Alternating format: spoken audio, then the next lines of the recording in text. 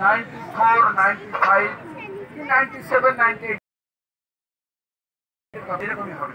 মানে 25-30 বছর আগে মহারাজ ভালো স্বাস্থ্য ছিল, কিন্তু মহারাজ দেখছে গৌরচন্দ্র মহারাজ গায়ে পাতলা, মহারাজ এরকম করছে, দৌড়ে গিয়ে গৌরচন্দ্র মহারাজ পিছন দিয়ে মানে দুই গুরু ভাই আর আমরা ভক্ত ব্রহ্মচারী প্রায় কত হাজার খানি খাবো। চারিধারে দুই মহারাজের যুদ্ধ দেখছি, মল্ল যুদ্ধ, চারুর মুষ্টিক আর কৃষ্ণ, আর হরিবল হরিবল আর কীর্তন হচ্ছে। মহারাজ এইরকম এরকম করছে, গৌরচন্দ্র মহারাজ এগুলো দাঁড়িয়ে আছে, মহারাজ এইরকম করছে, কিছুই হচ্ছে না। গৌরচন্দ্র মহারাজ উনি কি করলেন, ধীরে ধীরে ধীরে ধীরে এরকম কিছু হচ্ছে, মহারাজ ধরে আছে এইরকম করলেন, পুরো মহারাজ পিছন থেকে উল্টে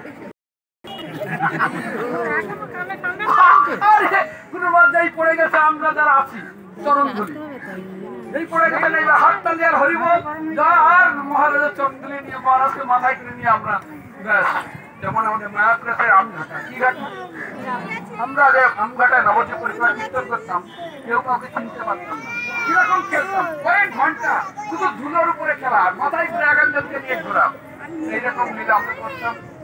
তো যাই হোক, আমাদের সৌভাগ্য আমরা গুরুমাদের অনেক সান্নিধ্য, অনেক প্রসাদ পেয়েছি।